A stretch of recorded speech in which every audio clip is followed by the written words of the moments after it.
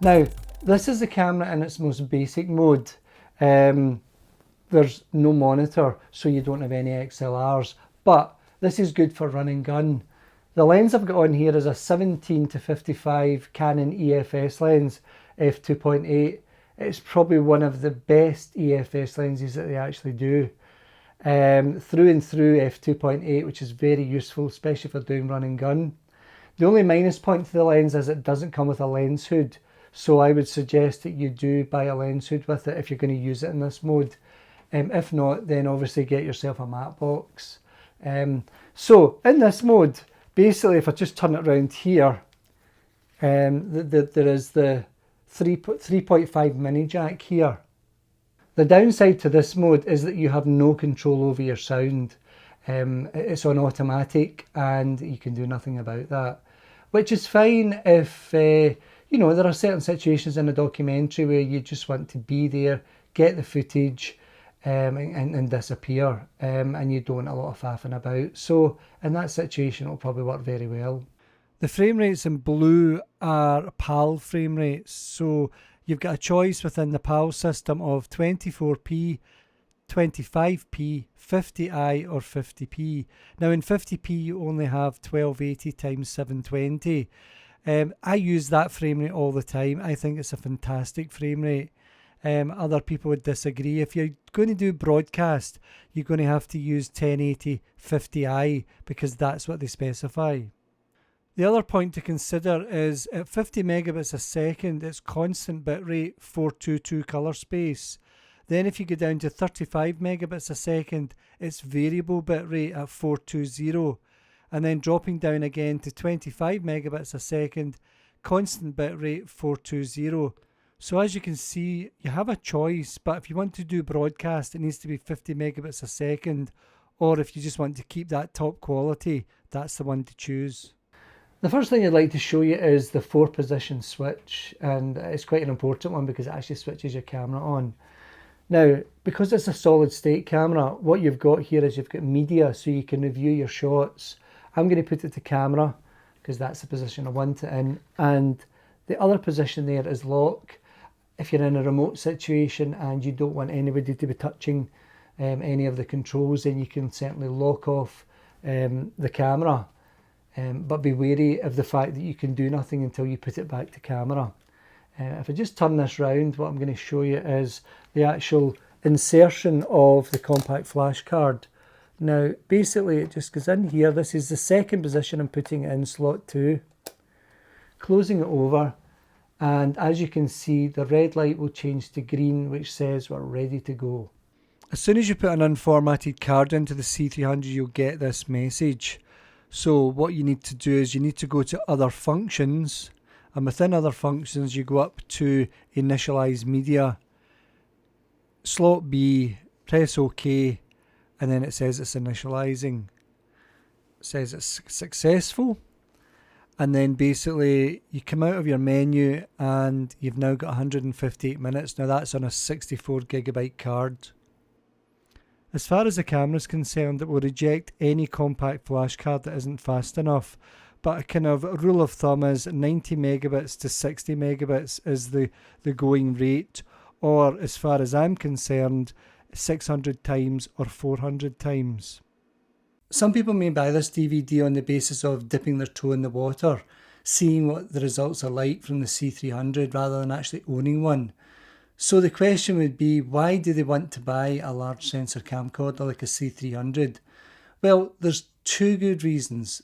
The first reason would be simply because you get that lovely shallow depth of field that you don't get with an ENG camera. You certainly don't get it with a 1/3 inch camcorder. So the large sensor does give you that extra advantage. If you do a lot of hospital work like myself, what can happen is you end up in a room, a kind of, you know, with a background, you think, oh my God, what am I going to do here? But then with this camera, it's not an issue. All you do is stick it onto f2 and that's you. You've got a wonderful out of focus background, and that can be a godsend. The second reason is basically you've got the large sensor itself. So say you're doing documentary work. what you could do is you go into a situation, say somebody's house, and you can just use the available light. You don't have to worry about putting LED lights up or whatever. And that makes a big difference. You bump the gain up to 18 dBs, you know there's going to be little to no grain, and your shots are going to be fantastic. So, you know, that gives you a lovely mood, it gives you a lovely setting, and the other thing it does is it makes the whole thing more natural, which basically means you get the best out of the person you're interviewing. Here's another feature I've never actually seen in a camera before, but typical Canon, of course, is you go from normal to fine, and instead of going from, say, 3 dBs to 6 dBs, you go up by half a dB. Now, that is what I call intricate tuning of your gain. I mean, isn't that marvellous?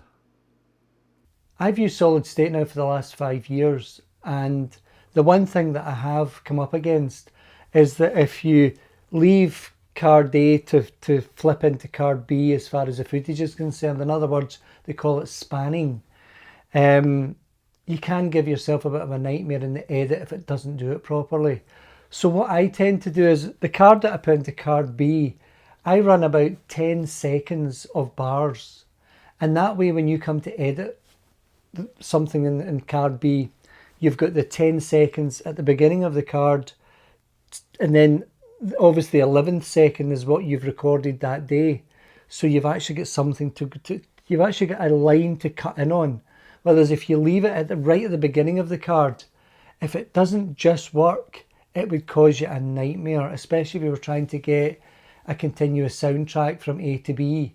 So that's my tip, my major tip with solid state. Give yourself 10 seconds of nothing in card B, and that should save you an awful lot of problems. This is more of an issue if you want to record direct from the camera. In other words, press the play button and record through, say, an MXO2 straight into login capture. There seems to be 2 switches missing from this camera.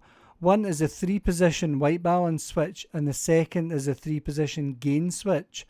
Well, the gain and white balance are both controlled via the handle itself. The handle, in my opinion, is the key to success with this camera. It is so well designed, especially the thumb wheel at the front. That allows you to adjust your exposure either before or during your shot, and what a godsend that is. Secondly, at the back, you've got a joystick and an assign button.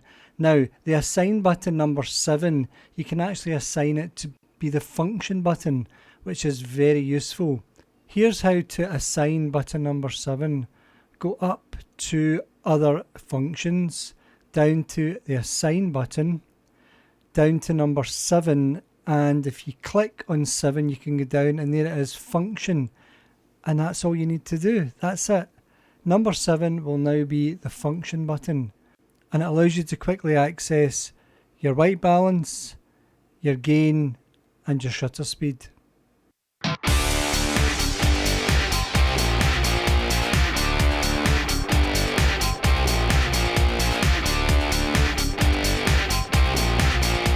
There are items on the control panel that you don't find elsewhere on the camera.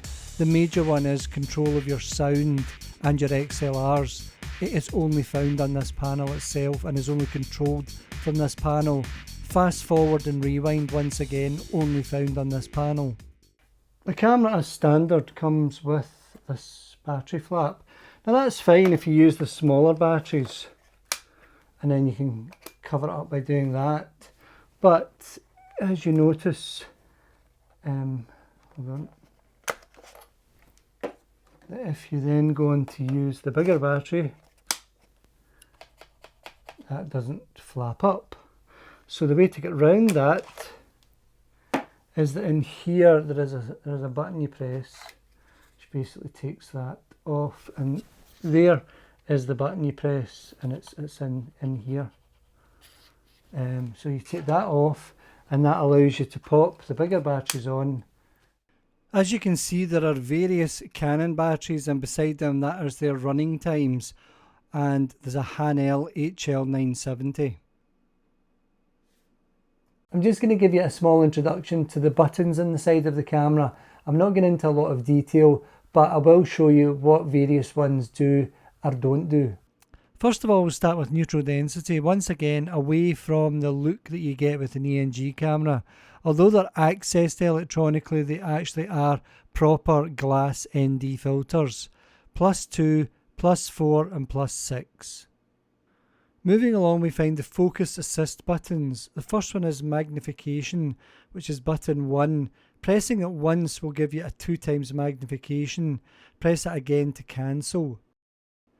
Peaking. Now, I can't actually show you this one, but the word peak 2 does come up on the viewfinder, and wherever your focus is, if it's the baby's eyes, let's say, there is a red mesh which kind of shimmers just to say that that is you focused on the eyes. Very useful feature. There are various levels of zebra, and a lot of people don't actually use them because they don't understand them, but setting them at 70% is good for 2 reasons. It's the proper exposure for a white sheet of paper while still seeing detail on it, such as writing. And it's the level of typical skin exposure where detail begins to be lost. If you set it at 100%, which is what you're seeing here, the problem with the white bit of paper is by the time you expose for the zebras, the detail's gone. Waveform monitoring is for the broadcast end of the market. It allows them to make sure that they don't go over 1 volt peak, and it also has a vector scope as well. Display button is self-explanatory. Basically, you can either display all your information or switch it off, especially useful if you're using a vision mixer. Sometimes our boys in Japan go a bit mad when it comes to buttons, and the word status is that prime example. It's a whole load of information that probably you'll look at once and never look at again. The next button is custom picture. Pressing the custom picture at the side of the camera takes you to the menu, and from set down to custom profile. Now this is where you can basically change the look of the camera, and in this case it's C1, and I've renamed it SVC1 because I know that that's my profile. Now once you've done it, you don't need to do anything, it's saved automatically. This is a picture straight out of the camera and without any custom profile, and as you can see, it's not very clever. This is Alistair Chapman's neutral, which is a lot better, and I would certainly use that more than any other custom picture. This is my Sony look, and here is the details of how to get the Sony look. Sometimes I use a Sony camera as well, and I've got to match the 3 cameras. This is the Alistair Chapman Vivid look.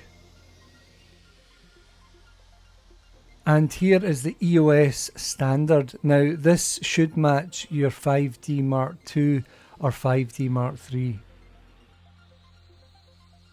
If you go into Alistair Chapman's website, which is xdcamuser.com, there are other picture profiles that you can download and store to SD card. The camera has 3 mini joysticks, 2 on the camera and 1 on the control panel. And the select set button dial is basically a fancy version of the joystick itself. The button below that is called the control button, and that will allow you to control aperture or gain. Next we've got the record review button, and also doubles up as a play and pause button if you're in the media mode.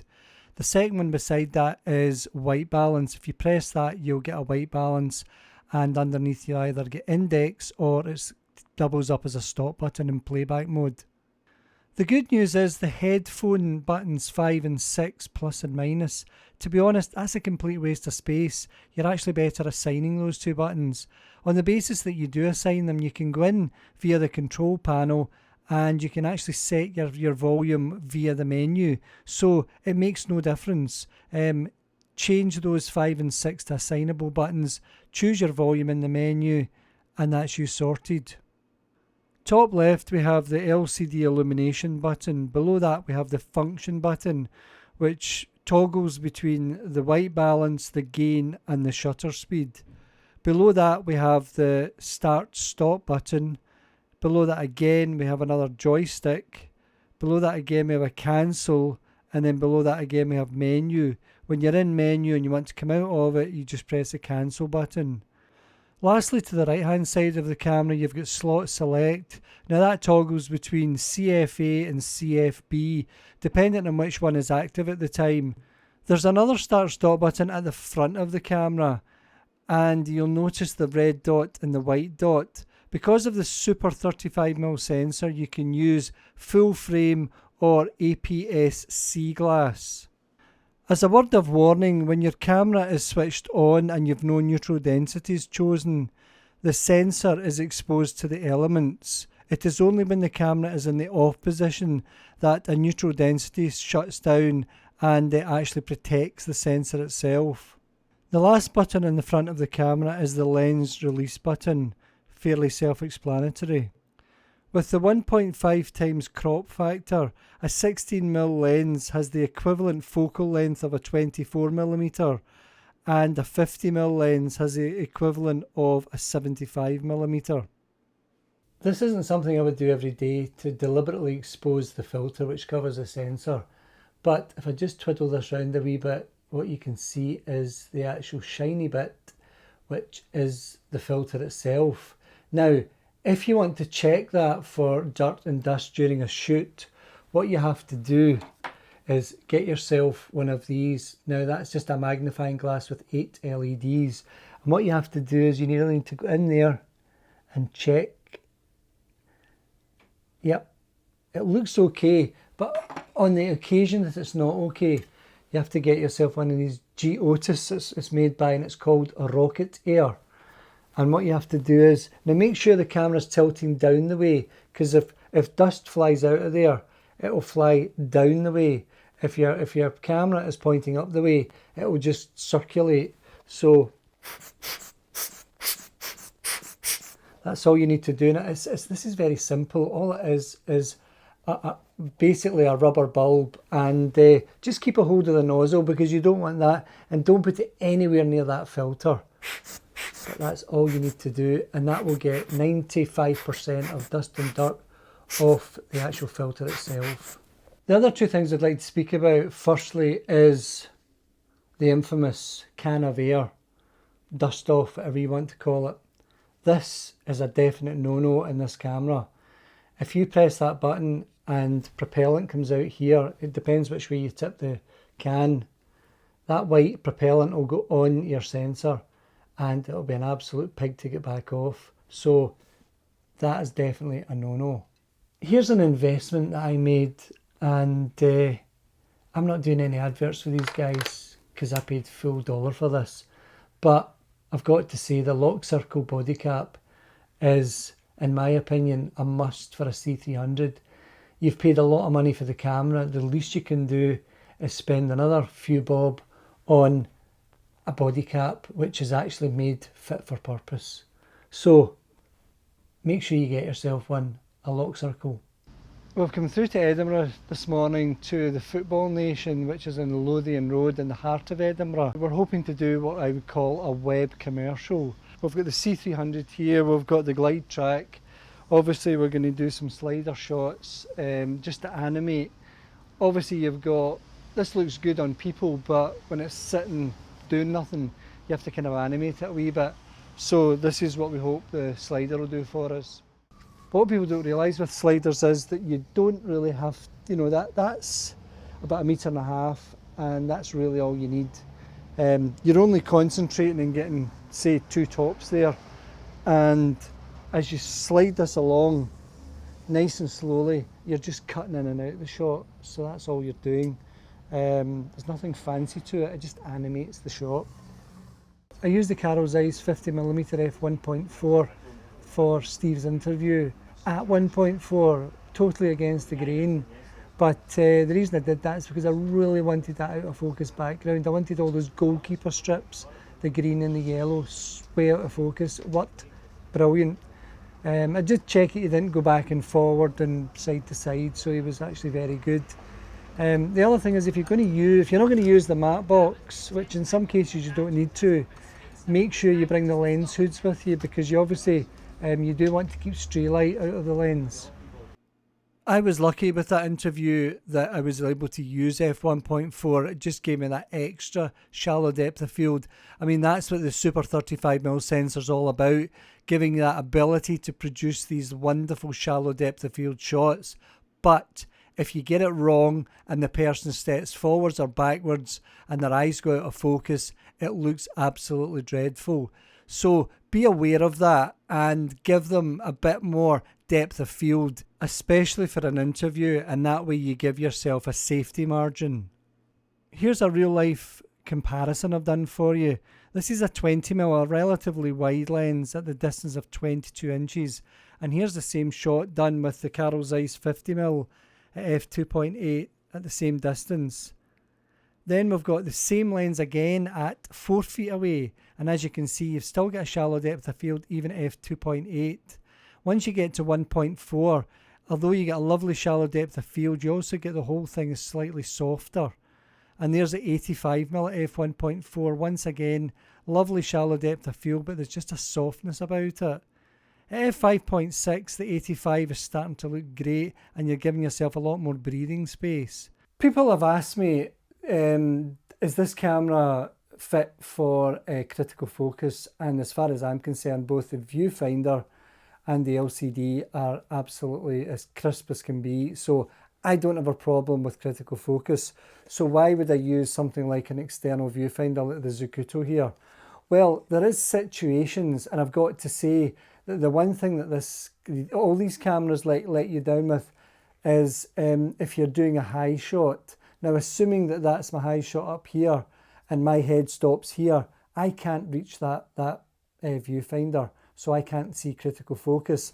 This is where the external viewfinder like Zacuto comes in, because basically I can now see the baby's face, and just to let you see what I'm talking about, there we go, there's a wee baby there, and I can see her face quite easily, and I can check my focus, and basically I can actually adjust my focus as well, so I can be looking at the baby and adjusting my focus at the same time. So that is where an external viewfinder, I mean, I'm lucky enough to have that because I had that with a previous camera, but I'm keeping it because as far as I'm concerned, it's still a very useful tool.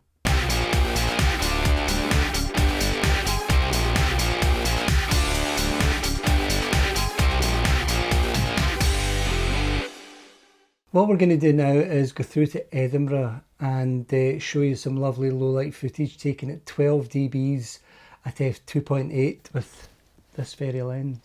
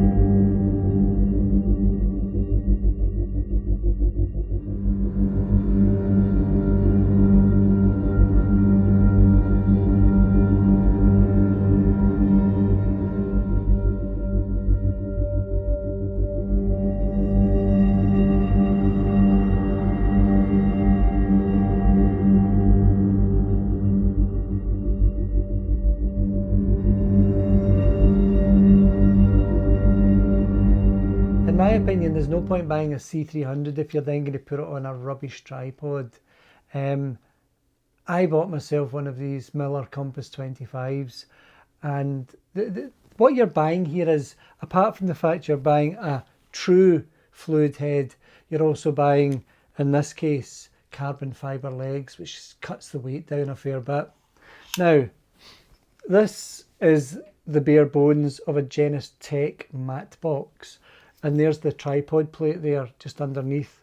So once you slide that on, you hear that click, and that's it, basically ready. Now, you've got It comes actually with 4 of these nuts, but I just took 2 of them off. There's no point having 4 and they just get in the way.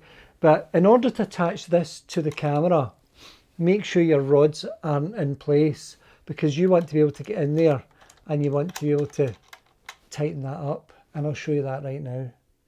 The way you do it is you make sure you get the 3/8, which is one at the back there, on first, so that you get something holding the camera. The last thing you want is that camera toppling off the tripod plate. So just tighten up slightly, find the next one, which is the 1/4, tighten that up again, and then basically just go back and forth, tightening them up. Hey presto, you're sorted. The other thing I've discovered is that if you keep the back ones slack at the moment, when you're putting your rods in, otherwise it becomes quite tough. But there we go, that's rod 1 and rod 2. Now I usually just put my hand back there, and that's your rods in, and what you do is just tighten up the back here just now, and then there's another nut here, and it literally is that simple. And the other thing I'll put on obviously is the mat box itself. Here's the mat box itself, and in this case it's a wide angle mat box. Now take my advice, don't buy anything other than a wide angle mat box. And what I'll do is I'll put it on. Now what you've got here is you've got a riser. It's called a riser for a good reason, and that allows you to adjust, if you can just see that, so that when you're central to the actual lens itself, you can pop that over, and you can actually just pop that through there just to check it. Now the other thing you could use is one of these, which is called a donut, and basically what it is it just stops the light reflecting onto the back of a 4x4 filter. Now I don't use 4x4 filters, so I rarely use the donut. Last but not least, the French flag itself. Now it's a very basic tool, but it's a very essential tool. That will keep the sun off your lens, and it will also keep drizzle. In other words, if it's a very fine rainy day, and of course you've got the camera covered, it will also keep rain from spilling onto your lens. The other thing is, if you just touch that there, keeps your lens from getting knocked and bashed.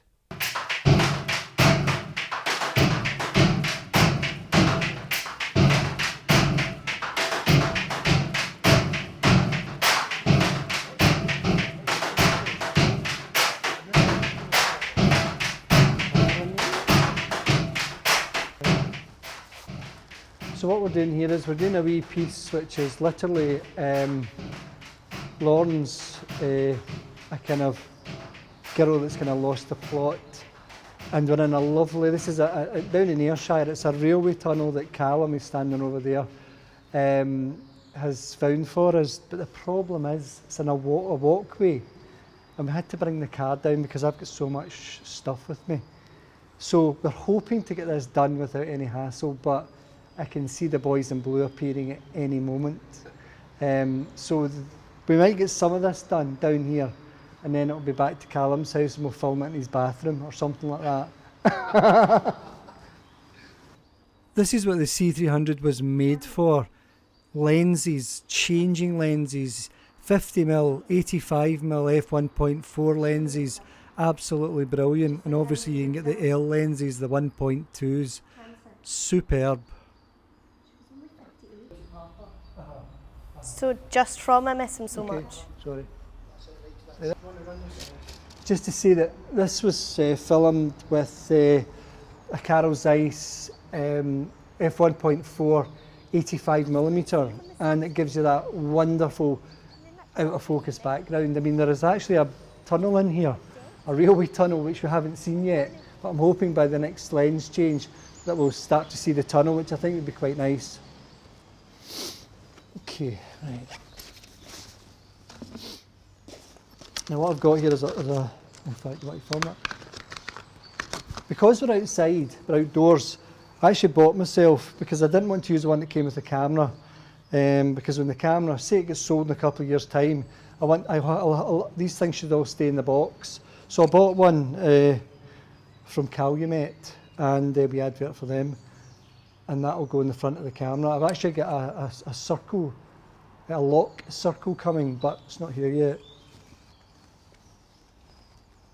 This is the 70-200 IS f4 L glass, and it gives you this wonderful tight picture. Same lines again.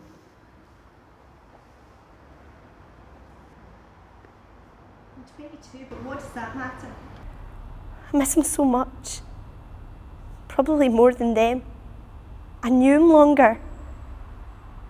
The boys don't even know what's going on, they're so young. This is the shot without the grain added, and as you can see, it is absolutely fantastic. The camera performs amazingly. This is set up at 0 dB and on the probably about 100mm end of the 70-200 lens. I'm using one 600 watt LED light here. Now the only reason I'm using that was to give more sharpness to the face. There was actually not too much light at the front of her face, so that's really all I'm using it for, just to kind of give us a lift and to make her eyes a bit brighter. Apart from that, the camera does not need extra light, I can assure you, and that's at 0 dBs as well. Just because I'm the oldest, I have to act really brave. I miss him so much. This is using the 17-55 f2.8 IS EF lens, and you wouldn't be able to achieve this level of stability unless you had an image stabilizer. As you can see, I'm just sitting with the camera on my legs, yet that picture is as steady as a rock. I loved him so much. I just can't believe it's true.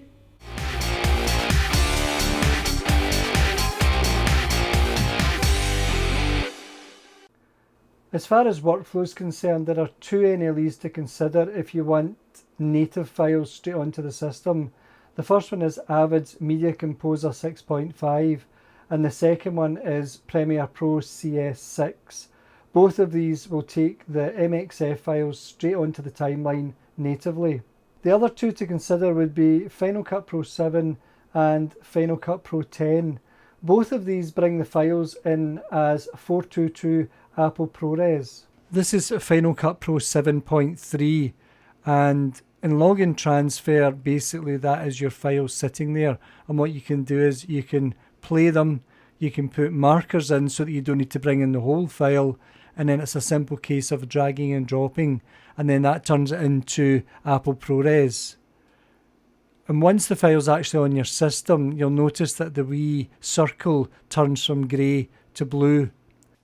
Final Cut Pro 10 now accepts MXF files. Now what it does is it brings it in as Apple ProRes, which is absolutely fine. Pressing the wee camera here, that's your import, and now look at this, you've got all your thumbnails you can scrub through in real time. Now in order to bring a file in, just one file, you just highlight the file, which in this case is the one file in front of us. That's the only one highlighted, so that's the only one that's going to bring in. Obviously you've got to give it a name, in this case we'll call it green screen. Then it's simply a case of pressing import, your files will be brought into the canvas and you can scrub as usual, right click, open in timeline, and that's you ready to rock.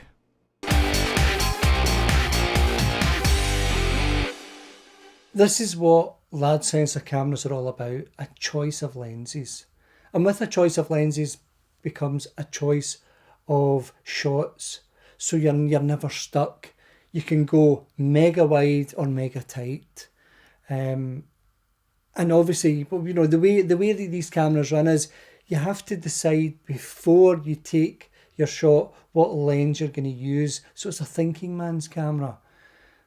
Just to go around my bag here, what we've got here is we've got the 17-55 f2.8 image stabilized lens. That's probably equivalent in my case to a standard ENG lens on the C300. We've then got the 11-16 f2.8 Tokina. That is a fantastic lens. What a wide shot that gives you, it is fantastic. Along again we have the 85mm f1.4 Carl Zeiss lens, wonderful for low light photography, and the other thing it gives you is wonderful shallow depth of field. Along with, of course, the 50mm Carl Zeiss f1.4, once again wonderful for that low light shallow depth of field. Up here we've got the 60mm and the 50mm macro lenses. I love close-up work. You'll see that when we do the drama that I've got this lovely shot of the girl's boots and laces, once again taken with the 60mm lens. I've got a 20mm wide-angle prime lens. There are sometimes, you know, if you want that extra definition, you want a prime lens. You're never going to get the same definition on a zoom as you do on a prime, so that's why that's sitting there. I've also got the 70-200 f4 image stabilized lens, and that is probably the sharpest lens in there. It is a fantastic lens, and alongside that is a 2x converter. Up here we have 2 extension tubes, a 2x and a 1x, and last but not least we have the body cap, which is made by Lock Circle. Fantastic.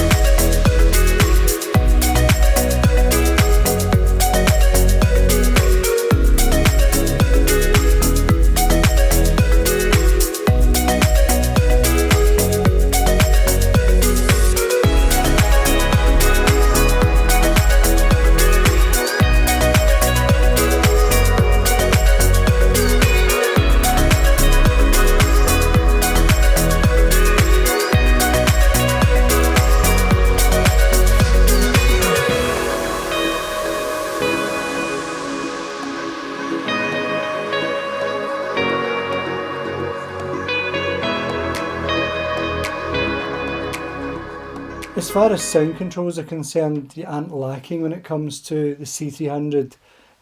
You've got all the major players. You've got your 2 gain pots, you've got line mic and mic plus 48 volts phantom in 2 channels, auto and manual, and obviously like most professionals we keep that auto switched off at all times. The only downside to the sound in this camera is it's on this. The controls are on this panel, and with this kind of setup, you know, that's fine. You know, it's in controlled environment.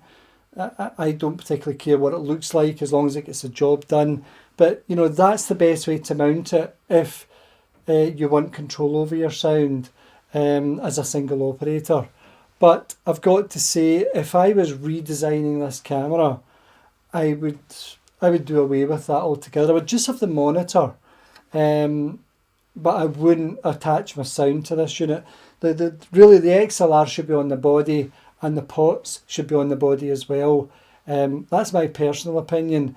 It's the only thing that I'm not happy with about the camera, is that the sound in certain positions is very footery. You'll find that these 2 umbilical cords are quite stiff, especially to get off. It's not a fault, it's just the way they're made. Now they obviously feed power up to the XLRs themselves, and obviously they are onto the panel. The panel is self-explanatory. You've got play, stop, fast forward, rewind, and as you can see with the rest of the buttons, they basically control mainly the playback and the menu and the waveform monitor. The one thing that I've noticed with these large sensor camcorders is that everything seems to sit out the side these days, including the XLRs. Now, if you've got a soundman attached to that XLR, the last thing you want is for the cable to come out the side, because if he pulls you, your camera's going to pan whether you like it or not. So where my fingers are, basically put a tie wrap there, run your cable down this way, and that makes a lot more sense.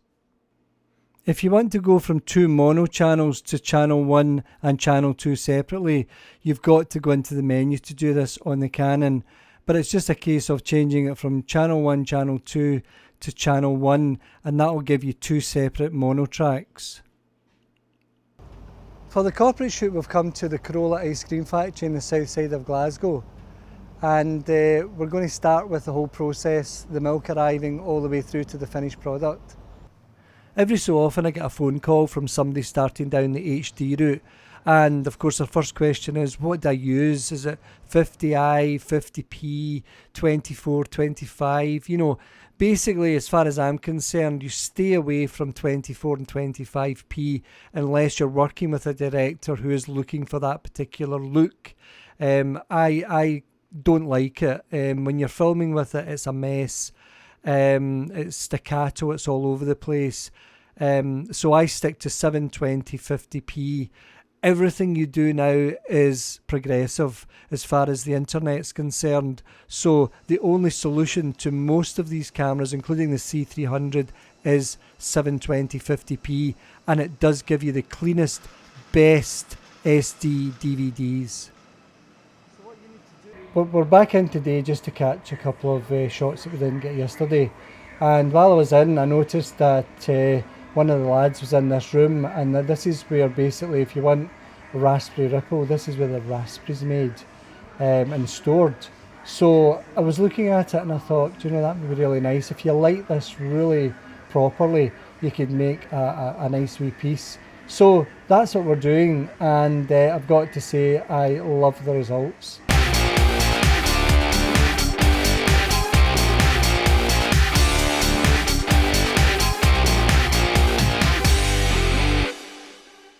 Using the WFTE6 on an ad hoc Wi-Fi means you can be in the middle of the desert and it will remotely control your C300 with something like an iPad. The downside is the latency. It is not real time, as you can see. But you can control your neutral density, Kelvin, f-stops, shutter speed and gain, and obviously start-stop remotely as well. We've got Jill Hamilton here from Treasures to Seek, and what we're going to hopefully do for her is a web commercial. And we've got the iPad out because Jill, she wants to make sure she gets all the information across, and that's what the iPad will do for her. And we're also doing a blue screen, and we'll also do the exact same with a green screen, just to see the comparison between the two. Obviously this camera having 422 colour space and 50 megabits a second actually gives you the ability to do green screen work. And I am a co-founder of Treasures to Seek. Treasures to Seek is an Aladdin's cave for anyone looking to give children's party bags, boxes and contents for them. Wedding favour boxes and embellishments, novelty wedding favours, candles, fans, etc. Activity bags to keep the children amused at any event. We also have advent calendars and the tiny gifts to fit in the pockets. Our pages are filled with goodies at reasonable prices, and please be assured customer service is our priority. The green screen has a different luminosity to the blue screen. The blue screen is actually slightly darker, and the green screen is actually 18% grey tone, believe it or not. If you're ever stuck for an exposure for, say, a photographic DSLR, green is actually the perfect exposure, 18%. So if you actually expose for the grass and then take your photograph, you'll have a perfect picture. But that's just a wee tip I was passing on there. That's why I've got to adjust the lighting slightly, because it's different from the blue screen, which is not 18% grayscale, and it's actually brighter. So I've got to actually adjust the lighting for Jill's face because of that. The green screen is certainly the best for keying, and obviously having 50 megabits a second 422 colour space just makes it so much easier. Just to sum up the camera, there are minuses and pluses as with all cameras. The minuses in my opinion are the XLRs and sound controls are not on the body of the camera itself. Secondly, the gain and the white balance. Once again, we're used to seeing a 3-position switch on an ENG camera. In this case, it's accessed via the menu. Lastly, the camera has a fan on board, which only becomes apparent in a quiet environment. It's just something to be aware of. The pluses as far as I'm concerned are that the camera takes EF lenses and a vast range of third-party EF mount lenses. Secondly, 3 neutral density filters to choose from, giving you a choice of 2 to 6 stops. Thirdly, we've got the Super 35mm sensor itself, almost noiseless up to 18 dBs of gain. Fourthly, the hand grip is a joy to use, giving you complete control over all the major functions in the camera. Number 5, full broadcast HD 422 50 megabits a second using inexpensive compact flash cards. Number 6, well built with a lovely aluminium chassis, and last but not least, pictures to die for. This camera produces stunning pictures straight out of the box, and you can't ask for anything better than that.